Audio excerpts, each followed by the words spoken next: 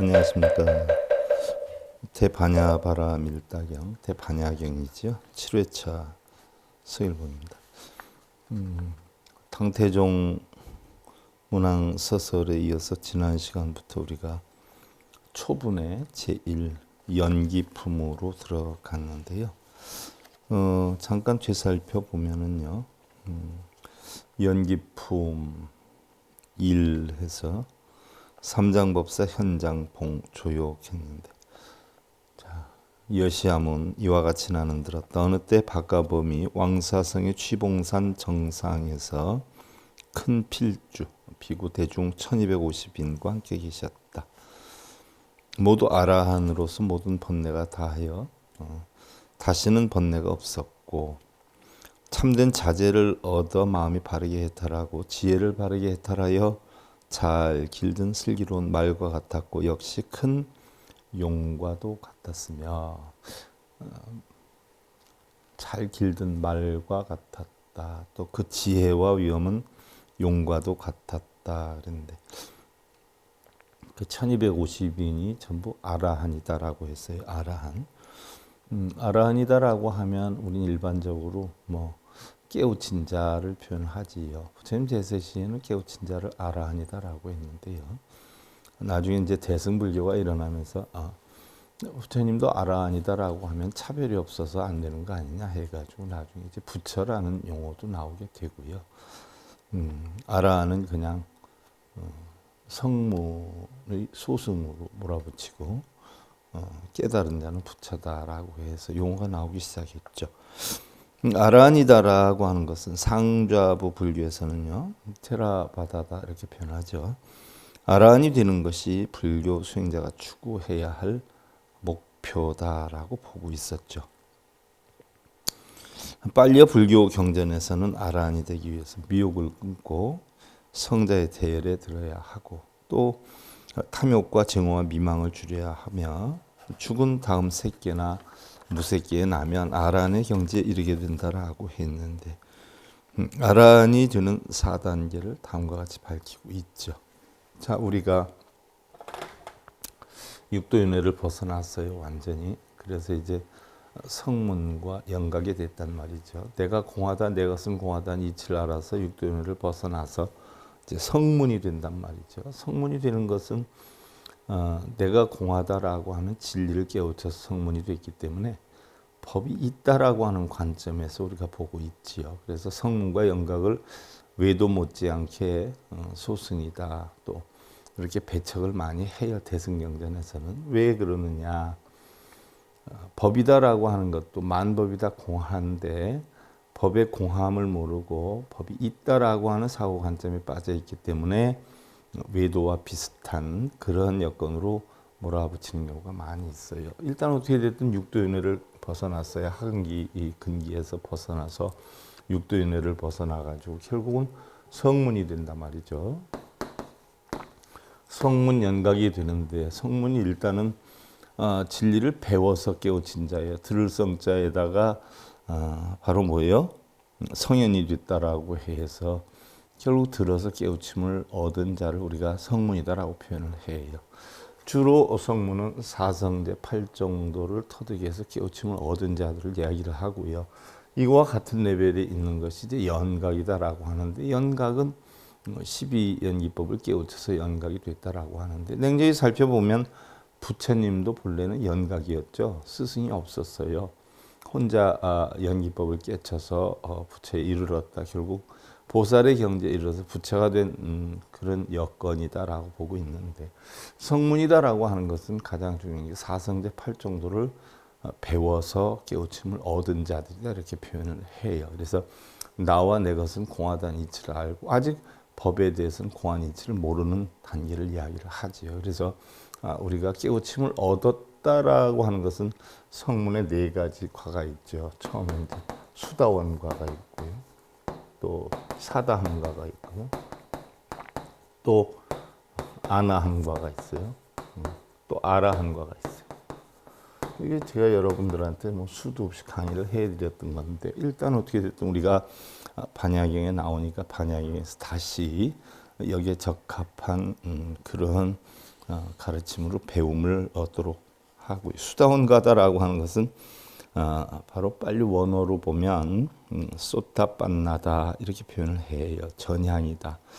이걸 음사한 말로서 번역을 해서 예륙과 또 임륙과다라고 그렇게 표현을 해요. 그러면 예륙과 임륙과다라고 하는 것은 수다원가를 얘기를 하죠. 바로 불교 깨우침의 초심의 단계에 들어간 자들이에요. 물론 육도윤회를 벗어나왔기 때문에 일단은 뭐 초심이라고 볼 수는 없는데, 성문사가 가운데서는 가장 초심에 있기 때문에 예류과다 이렇게 표현을 하는데, 미욕을 끊고 성자의 대열에 들어선 사람이다. 부처님의 가르침이나 승가에 대한 잘못된 믿음과 의심에 신견, 개견, 계금지견 등을 극복함으로써 도달하는 단계이다라고 했는데, 신견이다라고 하면 자기의 육신을 바로 자기로 알고 있어요. 눈, 귀, 코의 몸짓을 자기로 알고 있어요. 또 계견이다라고 하는 것은 계율에 대한 견해가 바르지 못한 것이고, 계금지견이다라고 하는 것은 계율로서 금지되어 있는 것을 취하는 견해. 뭐 예를 들어서 기도를 한다, 독경사경을 한다, 천도제를 지낸다.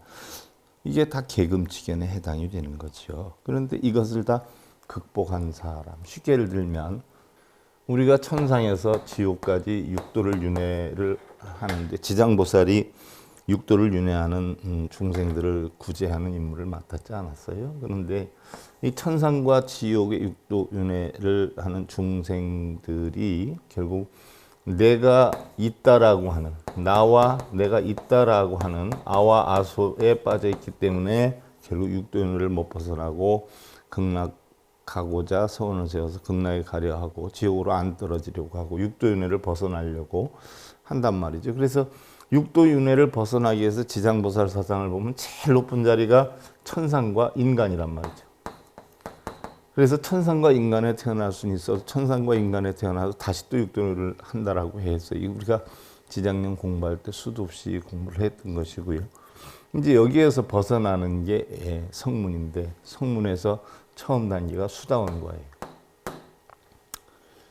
내 몸이 난 줄 알고 개에 대한 올바른 견해를 가지고 있지 않고, 또 개로서 금지되어 있는 것을 취하는 견해를 가지고 있다라고 했어요. 이걸 벗어나야 수다원가가 되는데, 그럼 육도윤회를 할 때는 그런 것을 지니고 있었다는 거예요. 그래서 우리가 연불하고 기도하고 뭐 쓰고 읽고 절하고 빌고 천도제 지내는 것들은 전부 육도윤회를 하는 하근기 중생들이고, 이걸 벗어나면 이제 성문 가운데 수다원가에 이르게 되는 것이죠. 그 다음에 이제 사다함가인데, 사다함가는 범어로 보면 사카다가민이다 라고 표현을 하는데, 일례, 한번 왔다 가는 그런 지위로 번역을 하죠. 한번 다시 태어나면 다시는 재생하는 일이 없지요. 또 탐욕과 증오와 미망을 줄임으로써 도달하는 단계다. 그래서 쉽게 표현하면 우리가 탐진치를 어떻게 돼요? 가지고 있기 때문에 육도윤회를 한단 말이죠. 그래서 탐진치를 보편적으로 벗어나려고 수행을 하거나, 또 탐진치 굉장히 미약한, 쉽게 예를 들면 탐진치가 적으면 결국 삼선도에 나고, 탐진치가 많으면 사막도에 떨어지는데, 탐진치가 삼선도에 나는 것보다 더 적은 입장, 이것이 사다함가에 해당이 되는 것이죠. 그 다음에 이제 아나함가가 아나가민이다라고 범어로 표현을 하는데, 불안 또는 불례라 표현해. 다시 태어나지 않는 단계다. 다시 이 세상에 오지 않는다. 자, 우리는 무생법인을 이루면 이 세상에 다시 태어나지 않지 않아요? 그런데 사다함가는 한 번은 더 올 수 있는 여건이 된다라고 했는데, 아나함가는 다시는 오지 않아요. 불안 또는 불례. 6개의 번뇌를 모두 끊어서, 6개, 육근이 육경을 보고 작용하는 번뇌, 이러한 탐욕을 모두 끊어서 결국 아나함가는 탐욕, 성냄, 이걸 완전히 끊어버리는 게 아나함가에 해당이 되는 거지요. 결코 다시는 태어나지 않는 성자를 이야기를 하지요. 죽은 다음에 새끼나 무새끼에 나오고 거기에서 아라한의 경지에 이르게 된다라고 표현을 하고요. 네 번째가 이제 흔히들 우리가 얘기하는 아라한과다, 깨달은 어떤 경지를 이야기를 하는데, 예외적인 경우를 제외하면 남자든 여자든 출가를 해야만 도달할 수 있는 단계다. 특별한 어떤 여건이 아니면 출가를 해야 얻을 수 있는 단계가 바로 아라한과다라는 얘기. 자, 우리나라나 일본, 티베트에서는요, 보통 16명의 나한을 벽에 그렸어요. 16나한이다라고 하지요. 그래서 부처님의 제자 16나한에 대해서 벽화로 그렸는데, 이제 훗날 그것이 늘고 늘어나가지고 결국 아라한수가 500명까지 돼서 500나한까지 만들어졌죠. 자, 상좌부 불교는요, 자, 부처님이 열반을 하시고 나서 부처님과 똑같은 그런 깨달음을 얻으려고 설산에서 수행을 했던 출가승려들이 있었어요. 부처님이 설산에서 수행을 하시지 않았어요. 그래서 부처님과 똑같이 부처님이 설산에서 6년을 고행한 것처럼 설산에서 계속 수행한 출가 비구들이 있었어요. 그네들을 나중에 부파가 형성이 될 때 주로 승려 위주로 형성된, 부처님이 깨달은 진리를 나도 똑같이 깨닫겠다라고 해서 수행했던 사람들을 보편적으로 스님들이 형성이 되어 있기 때문에 스님들이 일반인보다 윗자리에 많이 차지하잖아요. 그래서 상좌부다 이렇게 표현하세요. 상좌부. 또 상좌부인데 바로 이 사람들은 부처님이 수행을 했던 것과 똑같이 어디에서 했냐? 설산에서 했단 말이죠. 그래서 설산부다. 이것을 훗날 부처님과 같은 깨달음을 얻겠다라고 하는 사람들이 점점 줄다 보니까 굉장히 인원이 적었어요. 그래서 불교가 이대로 문 닫으면 아니 되겠다 싶어가지고 불교를 확장시키기 위해서 제가자 신도를 위해 가지고 대중부라는 게 만들어졌어요. 쉽게 예를 들면 이 두 계파가 나누어진 것이 제2결집일 때 14비법이다라고 해서 부처님이 강조했던 법을 10가지 사항에 대해서 좀 느슨하게 풀어주자라고 해서 10가지의 법이 아닌 것을 법으로 인정해달라고 했을 때 인정을 안 해줬죠. 이 상좌부에서는 부처님 법대로 수행해야지 무슨 소리냐, 부처님 아닌 것을 왜 부처님 법으로 포용을 하려고 하느냐. 그래서 그걸 가지고 싸우다가 결국 인정을 안 해준다라고 하는 사람들은 자기네들끼리 모여서 형성이 됐고, 인정을 하겠다는 사람들은 편안하잖아요. 뭐 돈 받아도 되고 소금이나 향 받아도 되고 뭐 재물이나 이런 거 보시 받아도 되고, 부처님법엔 그런 게 없었거든요. 근데 그런 걸 그렇게 만들어서 10가지 부처님법이 아닌 것을 이행을 하자라고 하니까 얼마나 좋아요. 그러니까 세력이 점점 커진 거예요. 그러다 보니까 이게 대중부가 됐고, 이 대중부가 형성이 되면서 결국 우리는 인원이 많고 힘이 세다 해가지고 공부를 부처님처럼 하는 이런 무리들을 소승부다 했어요. 조금뿐이 없다. 조금뿐이. 그렇죠. 지금도 공부하는 스님이 없잖아요. 뭐 포기한다 해가지고 돈벌이 하는 스님들은 엄청 많아도, 바로 그게 돈벌이 하는 스님들을 대중부, 또 바로 공부에 전념하는 사람들을 상좌부 이렇게 표현을 한단 말이죠. 학승이다라고 해요. 그래서 보편적으로 이판승이다라고 하고, 이 대중부에서부터 뻗어나간 게 사판승이다 이렇게 표현을 한단 말이죠. 그래서 대중부가 형성이 되는데, 자, 이걸 알고, 자, 상좌부 불교는 부처님의 가르침에 대한 해석에서 보수적 정통적인 경향을 띠고 있다. 부처님법에 준해서 가르침을 펴고 있는 단체다. 상좌부 불교에서 이상적으로 생각하는 불교도는 스스로의 노력에 의해 깨달음을 이룬 완전한 성인, 즉 아라한, 빨리어로는 아르한트, 또 산스크리트어로는 아라트라고 표현을 해요. 그래서 나중에 보면 상좌부들은 사실 우리가 뭐 불교에서 신중들, 뭐 신중단에 뭐 인사하고 이랬는데, 상좌부에서는 그런 어떤 신중이나 이런 것들을 부처님하고 똑같이 하나도 인정 안 했어요. 부처님은 신들을 인정 안 했잖아요. 그래서 신을 믿지 않는 단체가 세계적으로 세 군데가 있죠. 유교, 부교, 돌교, 유교, 도교, 불교예요. 신 인정하지 않아요. 그런데 대중부에서는 신을 다 인정해요. 그래서 신중기도도 있고 별신이 다 있어요. 화엄경에도 보면 39위 신이 나오지 않아요? 이게 다 대중부에서 퍼져나가게 된 거예요.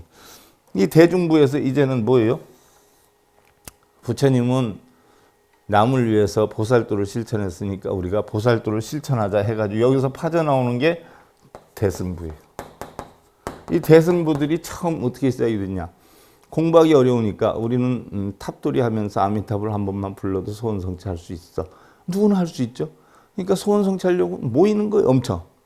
근데 아이러니하게도 탑을 지키는 사람들이 처음 만드는 거예요. 탑을 지키는 사람들이 돈을 벌려고 탑돌이를 하고 탑에다 예배하면 너희들 원하는 거 이룰 수 있어 라고 해서 퍼뜨려 나간 게 사실은 대승부예요. 그래서 이 불자들 나무아미타불만 진심으로 한 번만 하면 우리는 소원 성취할 수 있어. 이래서 결국 아미타라고 하는 것이요, 부처님이 열반하시고 나서 200~300년 뒤에 형성이 된 게 아미타 사상이거든요. 물론 정토 사상은 그 후에 한참 뒤에 일어났지만, 그래서 이것을 갖다 인원이 많아지고 힘이 세니까 대승이다. 그래서 남을 위한 실천행을 한다 해가지고 보살행을 한다 해서 대승부가 만들어졌고, 여기에 비해서 공부를 제대로 해서 하는 인원이 적으니까 너희는 소승부야 해가지고 상자부로 소승부로 만들었어요. 그래서 대중부 소승부가 갈리게 된 건데, 상자부에서는 제가 생활을 하면서 깨달음에 도달한다는 것은 불가능하다. 그러니까 출가를 해야 된다라고 보고 있고요.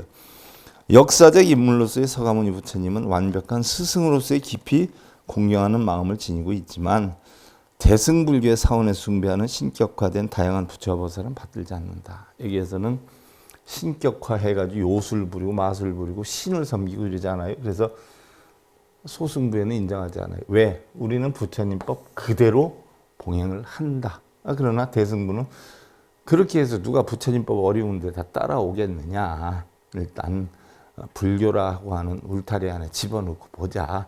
그래서 돈벌이도 하고 이렇게 하자 해서 만들어진 게 결국 대승부예요. 그러나 우리가 뭐 흔히들 대승적인 차원에서 이런 얘기를 하는데, 그거는 그 대승을 얘기하는 게 아니에요. 대승적인 차원이라는 것은 소승과 대승 자체가 없는 공안 상태, 중도의 상태, 이것을 총괄적으로 대승이다라고 하지, 뭐 미신, 뭐 기도하고 빌고, 이게 원래 대승이었는데 대승이다라고 하는 것은 소승과 대승이 구분이 안 되는 거죠. 그래서 대략 나중에 이 대승부들이 포교를 위주로 하는 사판으로 형성이 됐고, 이 소승부는 공부를 위주로 해서 진리를 전하는, 이 보편적으로 소승적인 사람들은 자기가 깨우친 뒤에 깨우침을 전하겠다 하니까 얼마나 퍼져나가겠어요? 깨우친 뒤에 전환되면 되겠어요? 그래서 자기 깨우침을 위해서 있는 그런 단체다 해서 소승으로 몰았고요. 대승은 자기 깨우침이 하나도 없어도 하여간 포교만 잘하면 대승이다라고 해가지고서는 미신적으로 요술 부리고 마술 부리는 쪽으로 움직여 나갔죠. 근데 어떻게 됐든 제 주장은요, 2판과 4판 합의 6판이 돼야 돼요. 포교를 하려면 불법을 바르게 공부를 해야 되겠죠. 또 불법을 바르게 공부를 하면 어떻게 돼요? 전해야 된단 말이죠. 그래서 자기 혼자 수행하는 게 아니라 자기가 공부한 거를 남한테 이렇게 널리 전할 수 있을 때 이것을 갖다가 우리가 진정한 대승적인 대승사상이다 이렇게 봐요. 공부는 안 하면서 장사를 목적으로 해서 기도해라, 빌어라, 써라, 읽어라 라고 한다면 장사꾼에 지나지 않아요. 그게 본래 대승이에요. 우리나라의 스님들 가운데 90%가 그런 형태지 않아요? 진짜 공부는 한 개도 안 했는데 서당계 3년인 풍어를 읊는다고 절생활을 하다 보니까 가진 용어 써가면서 그냥 목적은 다 뭐예요? 공덕사라, 업장소멸해라 해가지고서는 돈벌이에 앞장서고 있는 우리나라 대부분이 그렇잖아요. 전하려면 바른 공부를 해야 되고, 바른 공부를 하면 혼자 알고 있으면 안 돼요. 전해야지. 자, 그 다음에 이제 이작, 소작, 이판, 소판, 기재, 중담, 체득끼리, 진재유결, 정제탈이요, 지심, 자제, 제1구경이라 그랬어요. 이미 아라한이 됐으니까, 깨달았으니까 할 일을 다 하고 이룩할 것을 다 마쳤으며, 자, 아라한의 과정에서는요, 아까 아나함의 과정에서는 탐욕과 성냄을 완전히 없애는 거다라고 했어요. 근데 아라한의 과정에서는 뭐예요? 치를 없애는 거예요. 어리석음, 무명을 없애는 거예요. 근데 사실은 우리가 탐진치가 제일 불교에서 무서운 거라 삼독이라고 하잖아요. 그 중에서도 탐욕으로 인해서 전부 이게 형성이 돼요. 탐욕이 오면 성냄이 따라오지요. 이건 왜 그래? 어리석어서 그렇거든요. 근데 외국에서는, 우리나라에서는 가장 큰 문제가 탐욕인데 외국에서는 치예요, 치. 그럼 왜 우리나라에서는 탐욕이 가장 큰 문제냐? 사찰 경제를 승려들이 하고 있잖아요. 외국에서는 승려들이 하지 않잖아요. 응?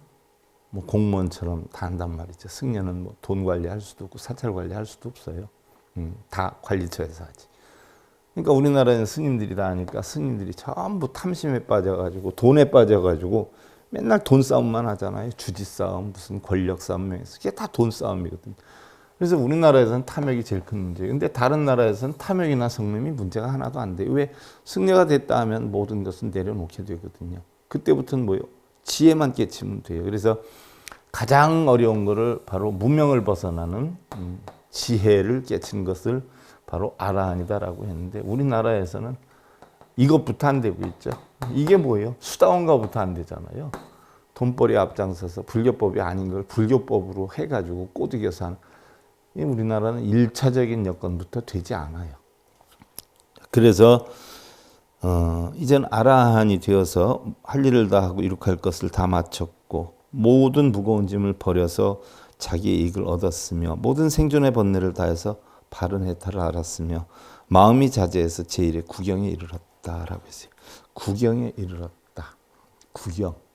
구경이다라고 하는 것은요.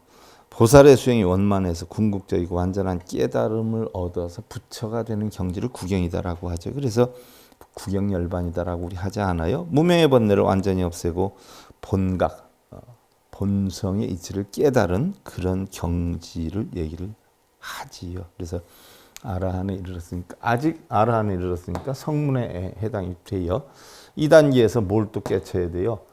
법에 의해서 깨우침을 얻었어요. 성문은 법에 의해서. 그런데 이 법도 결국 뭐예요? 버려야 돼요. 그래서 법도 공하다는 이치를 알아야 어떻게 돼요? 보살의 경지로 올라가는 거예요. 보살은 법도 공하고 나도 공한 거 알지요. 그래서 보살에서 또 부처가 되려면 뭐예요? 구할 것도 얻을 것도 버릴 것도 없다는 구공의 이치를 알면 부처가 되는 거지요. 그런데 아직 성문은 법이 있다라고 하는 사상에 빠져 있기 때문에 법이 공하다는 이치를 알아야 보살이 되는 것이지요.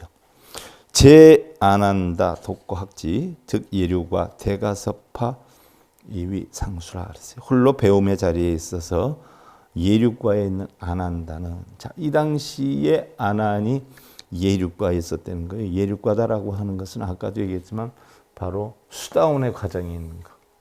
성문으로서 바로 초기 단계에 있는 거. 그래서 예류과에 있는 아난다는 아라한에서 제외가 됐고 깨달은 자에서 제외가 됐어요. 왜? 처음이니까. 큰 가사파가 우두머리였다. 마하가섭이 우두머리였다. 마하가섭은 아라한이 됐는데 이때 아난은 수다원과에 해당이 되는 예류과에 속했다. 그래서 아라한의 지위에 이르는 수다원, 사담, 아남, 아라한의 사과 중에서 제일 과인 수다원과 3개의 견혹을 모두 끊고 견호, 자기가 보는 관점의 의욕을 끊고 비로소 성자의 흐름에 들어선 단계, 깨달음으로 향하는 흐름에 합류한 경지, 성자의 대열에 갓들어선 자, 수다원과의 과정을 바로 예류과를 뜻한다라고 했어요. 이것을 예류향 또는 예류과다라고 표현을 해요. 부유 500 필춘이 중 개아라한 대승생주 이위 상수라. 또 500의 필춘이들이 있었으니 필춘이 비구니를 얘기해요. 비구니 필추 비구 원래는 비구가 번호로 비쿠슈죠. 비쿠슈. 비구니는 비쿠신이에요. 그래서 원뜻을 보면 비쿠는 걸씨가는 남자, 비쿠신이는 걸씨가는 여자를 뜻해요. 그러니까 탁발 수행하는 남자를 비쿠슈라고 했고 여자를 비쿠신이다라고 했어요. 그러니까 결국은 거린을 뜻해요. 거린. 그래서 승려들은 그 당시에 뭐 쌓아서 남겨놓고 뭐 저장하고 이런 게 없었죠. 생산 활동도 금지가 돼 있었어요. 오로지 빌어서 먹어야 됐단 말이죠. 이게 탐욕심을 없애는 수행 방법 중에 하나였어요. 자, 이때 500의 필춘이들이 있었으니 500의 필춘이는 누구예요? 바로 비구니들, 최초의 비구니들. 서가모니 부처님의 이모였던, 그러면서 양 어머니였던 마파차 바디를 비롯해서 부처님의 부인이었던 야소다라 뭐 등을 비롯한 궁녀들 뭐 해가지고 500명이 출가를 했잖아요. 배살리로 출가를 하는데 부처님이 안 받아들여서 돌아갔다가 다시 머리 깎고 이제 안 받아주면 저희들은 여기서 죽겠습니다 라고 했죠. 왜? 궁중에 가면 그전에는 시아버지가 있었고 또 남편인 정반왕이 있었고 하니까 있었지만 이제 왕이 완전히 바뀌어가지고 거기서 생활하는 게 힘들었죠. 그래서 차라리 남편 옆으로 자식 옆으로 가는 게 편하겠다라고 해가지고 출가를 원했던 거죠. 그런데 전부 돌려보내고 나니까 나중에 다시 또 왔어요. 아무리 생활해도 안 되겠다 싶으니까 이때 아난이 부처님께 작용을 잘해가지고 출가를 받아주는데 여기에 생겨난 게 이제 니승팔기법, 니승팔경법이다 해서 바로 비구니들은 승려를 공경하는 팔경법과 또 어떠한 일이 있어도 승려의 말을 따라야 되는, 금해야 되는 바로 팔기법을 발표하면서 출가를 허락했죠. 그래서 비구니는 비구가 운영하는 사찰의 한쪽에 비구의 보호를 받으면서 보름에 한 번씩 법문을 들으면서 유지할 수 있다라고 하는 원칙하에 출가를 허락했는데 뭐 세월이 아무리 지났다 해도 요즘은 비구니가 더 큰 소리 쳐요. 비구들보다 더 게임지고 다니고. 원래 법도로는 비구들이 다니면 비구니들이 피해주고 이랬는데 지금 더 갈짓자 팔자걸음으로 다녀요. 불교 공부를 하는 건지. 그리고 법주도 비구니는 안 되게 돼 있죠. 바라지는 될 수 있어요. 그리고 주지도 될 수가 없어요. 근데 지금 주지하는 사람도 엄청 많잖아요. 불교 공부를 제대로 안 한 분들이 높은 자리에 앉다 보니까 그렇게 부처님법 아닌 것들이 바로 대승과 소승이 갈라질 때 십사비법이 불교화 됐던 것처럼 불교법이 아닌 것들이 불교화되는 과정들이 많이 있죠. 힘에 의해서. 자, 이때의 비구니들도 다 아라한이었고 대승생주가 우두머리였다. 그래서 크게 이긴 이런 비구니가 우두머리였다라고 했는데, 자, 원래 비구니는 성불할 수 없다라고 했었잖아요. 그런데 묻잖아요. 아나니 부처님 비구니는 성불할 수 없습니까? 그랬을 때 자기가 비구니를 잃어버리고 본성을 찾는다라고 하면 누구나 성불할 수 있다라고 했죠. 그래서 결국은 비구니들을 출가시키게 된 동기여요. 그런데 부처님은 비구니다라고 하면 성불할 수 없다라고 한 그런 경전의 말씀도 있어요. 이건 무슨 얘기냐? 자기가 여자다라고 하는 생각을 가지면 결국 성불할 수 없다는 건데, 비구니는 여자라는 말이에요. 여자다라고 하면 남한테 베풀어서 얻는 게 아니라 남한테 뺏어서 자기가 독차지하는 것으로 행복을 느끼는 그런 여성의 마음이 있기 때문에, 여성들은 전부 뭐예요? 남한테 주는 게 아니라 자기가 독차지하려고 그러지 않아요. 무엇이든지. 그런 마음이 있기 때문에 성불을 할 수 없다라고 했는데, 비구니나 남자 여자의 성별을 다 버려버리고 공안이치를 터득하면 성불하지 않을 수도 없죠. 그래서 부유무량무수 보살 마하살 중 일체계득 다라니문 삼마지문 주공무상 무분별언이라. 다시 한량 없고 헤아릴 수 없는 보살 마하살이 있었나니 일체 모두 각기 다라니문과 삼마지문을 얻었으며 공무상 무분별언, 그러니까 무원에 머물렀으며 라고 했는데, 여기에서 우리가 좀 설명이 길어요. 그래서 다라니문이 무엇인지, 또 삼마지문이 무엇인지, 또 공, 무상, 무분별언, 무원, 해탈이 무엇인지, 이 내용에 대해서 다음 시간에 해설을 하는 것으로 하고요. 이제 이렇게 본경으로 들어가다 보니까 굉장히 재미가 있어져요. 그래서 여러분들 오늘 대바냐바라 밀다경 제7회차 서기를 보냈습니다. 감사드립니다.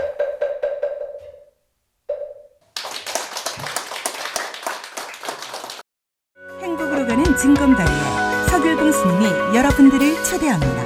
SIB 불교교육대학에서는 더 듣다, 생활 속의 천수경, 달마대사 성관법, 현대생활 불교 법요지, 불교학 개론, 성찰스님 백일 법문 등을 비롯한 다른 불법, 다른 진리, 서길봉 스님의 SIB 불교교육대학